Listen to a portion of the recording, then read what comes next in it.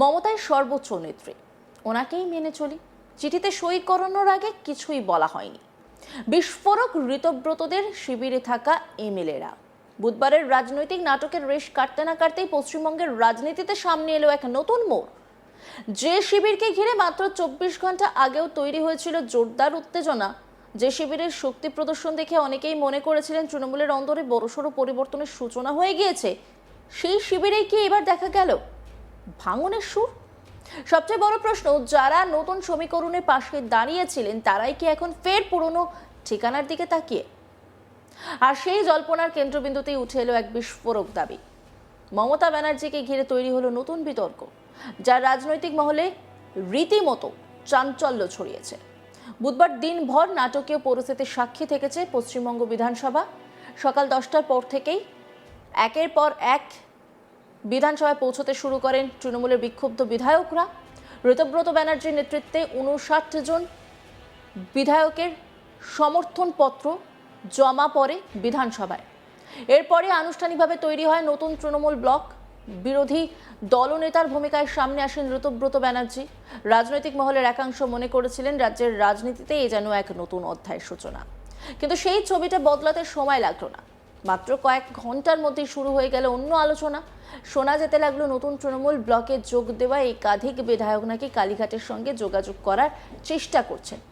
তারা নাকি ফের পুরনো তৃণমূলে ফিরতে আগ্রহী, এমনই দাবি করেছেন ইটাহারের তৃণমূল বিধায়ক মোশাররফ হোসেন। এই আবহেই সামনে এলো আরও বিস্ফোরক মন্তব্য। ঋতব্রত শিবিরে থাকা পাঁচলার বিধায়ক গুলশান মল্লিক এমন কিছু কথা বললেন যা রাজনৈতিক জল্পনাকে আরও উস্কে দিয়েছে। তার দাবি, তারা যখন সমর্থনপত্রে সই করেছিলেন তখন তাদের জানানো হয়েছিল মমতা ব্যানার্জি দলের সর্বোচ্চ নেত্রী থাকবেন, কিন্তু পরে তারা জানতে পারেন তাকে পরামর্শদাতা হিসেবে দেখানো হয়েছে।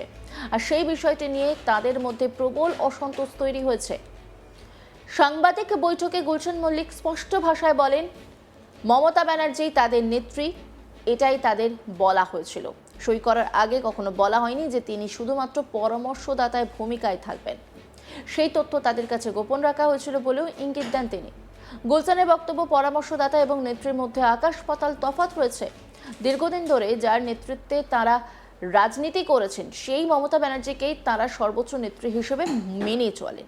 সবচেয়ে তাৎপর্যপূর্ণভাবে তিনি জানিয়ে দেন, মমতা ব্যানার্জি যদি তাদের নেত্রী হিসেবে থাকেন তবে তারা ওই শিবিরে থাকবেন, অন্যথায় তাদের অবস্থান পুনর্বিবেচনা করতে হবে।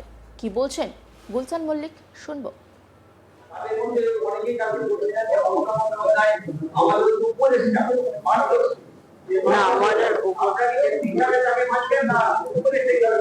না, আমাদের নেত্রী হিসাবেই আমরা চেয়েছি, নেত্রী হিসাবেই আমরা মানি। মমতা ব্যানার্জি আমাদের সর্বোচ্চ নেত্রী, নেত্রী থাকবে, আমরা তার নেতৃত্বে তৃণমূল দলটা করি না।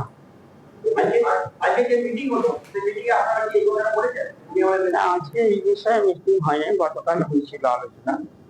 তো আজকে এই এলাকার পরিস্থিতি নিয়ে আলোচনা হয়েছে, যেখানে হচ্ছে, পুলিশ অত্যাচার করছে, এইসব নিয়ে আলোচনা হলো। সেইগুলি ডিজিপি বা সিএম কে জানাবার একটা সিদ্ধান্ত নেওয়া হলো। না না না, উপদেষ্টা সর্বোচ্চ নেত্রী।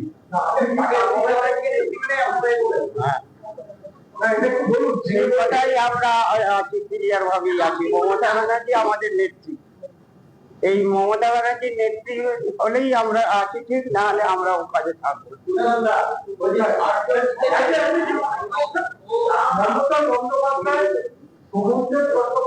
মনোনীত করেছিলেন বিরোধী দলনেত্রী, আপনারা সই করলেন ঋতব্রত বন্দ্যোপাধ্যায়কে বিরোধী দলনেতা করবেন। এক্ষেত্রে অনেকেই ভাবছেন যে তাহলে আপনারা মমতা বন্দ্যোপাধ্যায়কে নেত্রী মানছেন না।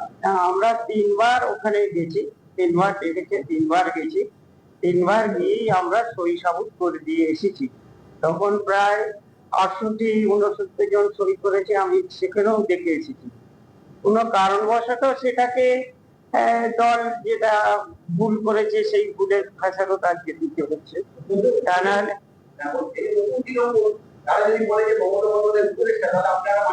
না, আমি আমার আমি যার যেখানে ছিলাম চলে যাবো। আচ্ছা, আপনারা মমতা বন্দ্যোপাধ্যায়ের নেত্রী হিসাবে চান। নেত্রী হিসেবে। এবং আমি একটা সত্য একটা পরামর্শদাতা, আমি পরামর্শদাতা মমতা এই শব্দটা শুনতে পাচ্ছি। হ্যাঁ, পরামর্শ না, আমরা চাই আমাদের নেত্রী হিসাবেই মমতা ব্যানার্জিকে চাই। আমরা সেইভাবে কথা বলে তবে আমরা সে পরামর্শদাতা আমরা আমি অন্তত মানব না।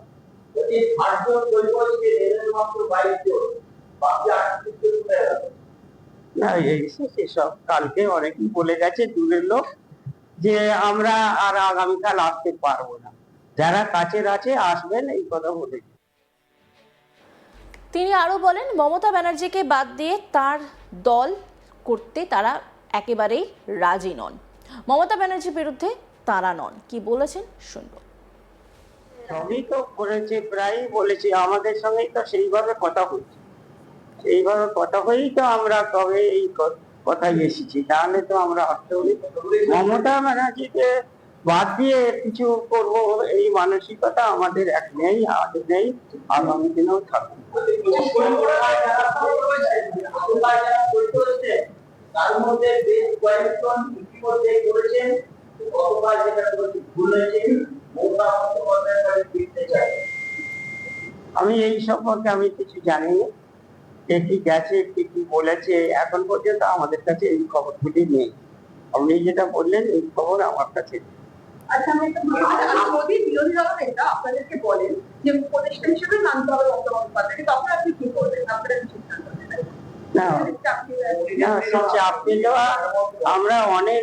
আমরা হাওড়া জেলার যারা এমএলএ 6-7 জন আমরা অন্তত এই কথা মানবো না আমরা।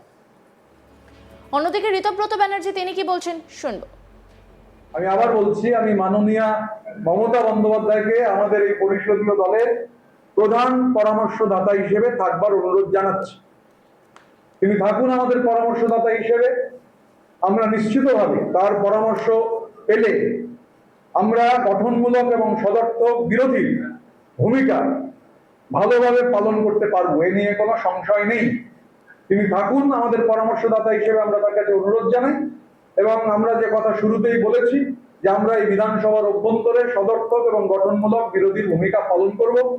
বিজেপির সঙ্গে চোখে চোখ রেখে আমরা কোনো অবস্থায় কোনো বিলে যখন ভোট হবে, আমাদের যদি মনে হয় আমরা বিলের বিরুদ্ধে ভোট দেবো তো বিলের বিরুদ্ধে ভোট দেবো, ওয়াক আউট করে অন্য কাউকে সুযোগ সুবিধা করে দেবো না। বিজেপি বিরোধিতার